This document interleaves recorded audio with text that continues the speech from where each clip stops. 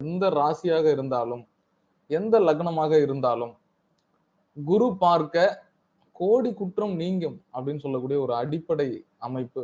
அப்ப குரு பகவான் எனக்கூடிய கிரகம் சாத்வீக கிரகம்.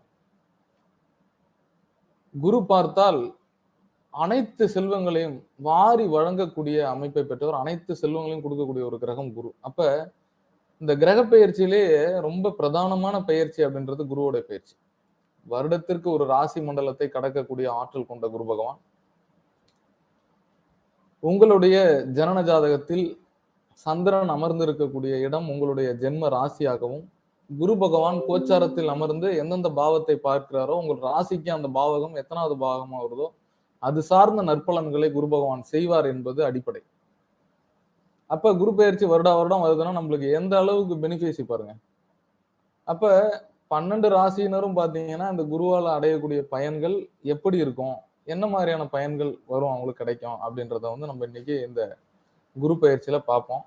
குரோதி ஆண்டு மே மாதம் 1ஆம் தேதி, சித்திரை மாதம் 18ஆம் தேதி மதியம் 1 மணி அளவில் மேஷ ராசி மண்டலத்திலிருந்து ரிஷப ராசிக்கு பெயர்ச்சி அடையக்கூடிய குரு பகவான் அனைத்து செல்வங்களையும் அனைத்து ராசியினருக்கும் அள்ளி வழங்கட்டும் என்று இறைவனை நானும் பிரார்த்தனை செய்து நிகழ்ச்சிக்குள்ள போவோம். அதாவது மேஷ ராசி அப்படின்னு சொல்லும்போது காலபுருஷ தத்துவத்திற்கு முதல் ராசி. இப்போ வந்து குரு பகவான் அங்கதான் இருக்கார் இன்னைக்கு டுடே. இப்போ வந்து மேஷ ராசிக்கு 2ஆம் இடத்துக்கு போறார் குரு. 2ஆம் இடம் என்பது காலபுருஷ தத்துவத்திற்கு ரிஷப ராசியாக இருக்கும் 2ஆம் இடம். அப்ப இதுல ஒரு முக்கியமான பாயிண்ட் என்னன்னு கேட்டீங்கன்னா, ரிஷபம் என்பது அதுவும் ஒரு குரு, அசுர குரு. அசுர குருவின் வீட்டிற்கு தேவகுரு செல்கிறார். அப்ப சம வீடு தான், பகைன்னு சொல்லிட முடியாது அந்த இடத்துல. அநேகமாக பகையாக இருந்தாலுமே எடுத்துக்கிட்டாலும் கூட பெரிய நெகட்டிவிட்டி அந்த இடத்துல குரு பகவான் செய்திட மாட்டார். ஏன்னா காலபுருஷனுக்கு 2ஆம் இடமா இருக்கு. முதல் விஷயம். 2வது விஷயம், எந்தெந்த ராசி மண்டலத்தை குரு பகவான் பார்வை செய்கிறார் அப்படின்றது முக்கியம். ரிஷப ராசியில் அமரக்கூடிய குரு பகவான் கன்னியை பார்ப்பார். 5ஆம் பார்வையாக கன்னியையும், 7ஆம் பார்வையாக விருச்சகத்தையும், 7ஆம் பார்வையாக விருச்சகத்தையும், 9ஆம் பார்வையாக மகரத்தையும் பார்ப்பார். அப்ப கன்னி, விருச்சகம், மகரம் இந்த 3 ராசியினர் வந்து இந்த குரோதி ஆண்டில் இந்த குரு பெயர்ச்சியில் அதிகமாக நற்பலன்களை அடையக்கூடியவர்கள் அப்படின்னு சொல்லலாம். அதே மாதிரி இந்த கன்னி, விருச்சகம், மகரம் இந்த 3 ராசியும் ஒவ்வொரு ராசியினருக்கும் என்னென்ன பாவகமா வருதோ அந்த பாவம் சார்ந்த நற்பலன்கள் நடக்குது அப்படின்னு நம்ம எடுத்துக்கலாம்.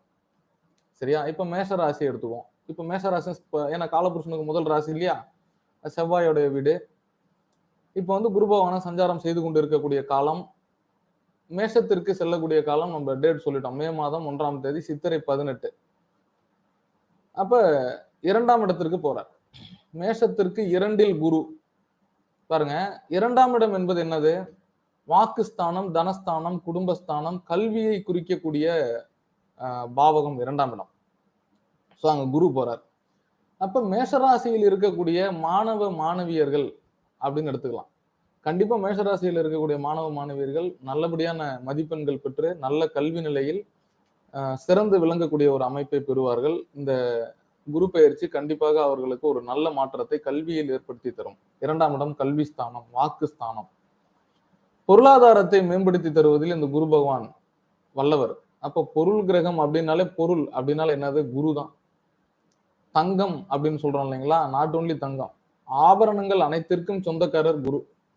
அப்ப மேஷராசியில் வந்து மேஷராசியிலிருந்து ரிஷபராசிக்கு சஞ்சாரம் செய்யக்கூடிய குரு பகவான் மேஷராசியினருக்கு அநேகமான பொருட்களை ஈட்டி தருவதில் இந்த ஆண்டில் வல்லமை பொருந்தவராக போய் அமர்கிறார். ஏன்னா மேஷத்துக்கு 9ஆம் அதிபதி, பாக்கியாதிபதி அவரு தான். விரையாதிபதியா இருந்தாலும் கூட இவங்க விரயத்தை செய்தாலும் பொருள் ஈட்டுவாங்க மேஷராசியில் இருக்கிறவங்க எல்லாம். அப்ப இந்த குரு பெயர்ச்சி அப்படின்றது இந்த மேஷராசி அன்பர்களுக்கு மாணவர்களாக இருந்தால் கல்வியில் அற்புதமான ஒரு அமைப்பையும், தொழில் செய்பவர்களுக்கு, ஏன்னா மேஷத்துக்கு 10ஆம் இடத்தை பார்க்கிறார் பத்தியலா, 9ஆம் பார்வையாக மேஷத்திற்கு 10ஆம் இடத்தை பார்ப்பார். 10ஆம் இடம் என்பது ஜீவனஸ்தானம், தொழில் ஸ்தானம் என்று சொல்லக்கூடியது. அந்த தொழில் ஸ்தானத்தை குரு பகவான் 9ஆம் பார்வையாக பார்வை செய்யக்கூடிய காலகட்டத்தில் மேஷராசியில் இருக்கக்கூடியவர்கள் கண்டிப்பாக தொழிலை விரிவுபடுத்துவது அல்லது ஒரு புதுவிதமான தொழிலை முனைந்து அதை அமைத்துக் கொள்வது, அப்படின்னு சொல்லலாம். இந்த காலகட்டம் தொழிலை விரிவுபடுத்துவதற்கும், தொழில் ஒரு முக்கியமான மாற்றத்தை அடைவதற்கும் இந்த குரு பெயர்ச்சி அற்புதமான காலகட்டம் அப்படின்னு சொல்லலாம். 2வது விஷயமாக மேஷத்திற்கு 8ஆம் இடத்தை குரு பகவான் 7ஆம் பார்வையாக பார்ப்பார். 8ஆம் இடம் என்பது ஆயுள் விருத்தின்னு சொல்லக்கூடியது. ஆயுள் பாவகம் அப்படின்னு சொல்லக்கூடியது. அப்ப குரு பகவான் 8ஆம் இடத்தை பார்க்கிறார் அப்படின்னு வச்சுக்கிறோமே. 8ஆம் இடம் என்பது மர்ம நோய், தீராத நோய், விடை காண முடியாத விஷயங்கள் அனைத்துமே 8ஆம் இடம் தான்.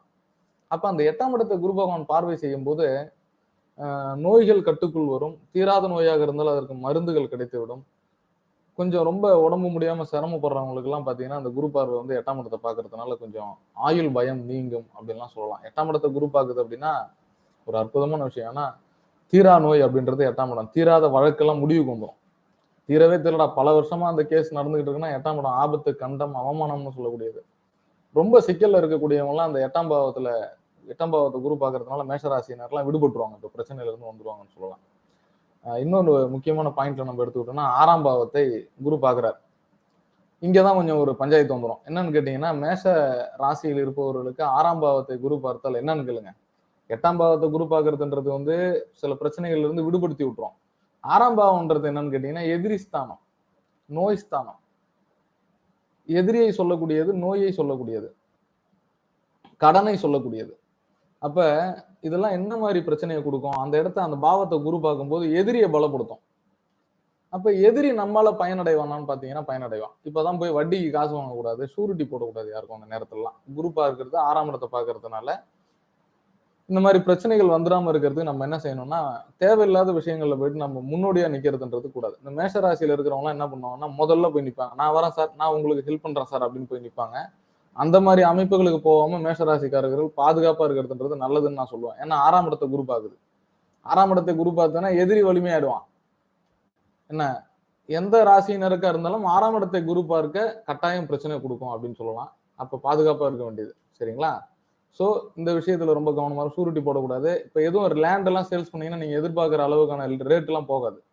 அதனால கொஞ்சம் கவனமா இருக்கணும். மேஷ ராசியில இருக்கிறவங்க எல்லாம் 6ஆம் இடத்தை குரு பார்க்கறதுனால. சரிங்களா? சின்னதா எதனா டிஸ்டர்பன்ஸ் உடம்புல வந்தா கூட உடனே போய் டாக்டரை பாருங்க அப்படின்னு சொல்லலாம். சோ இந்த குரு பெயர்ச்சி அப்படின்றது மேஷ ராசியினருக்கு 6ஆம் பாவத்தையும் 8ஆம் பாவத்தையும் 10ஆம் பாவத்தையும் பார்க்கு.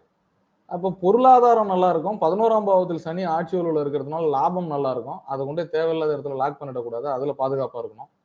அதே மாதிரி 8ஆம் பாவத்தை குரு பார்க்கறதுனால தீரா நோயாக இருந்ததுன்னா மருத்துவ முறை கிடைச்சிடும். ஆயுள் பயம் இருக்காது. சரிங்களா? இது மட்டும்தான் இதுல ரொம்ப முக்கியம்.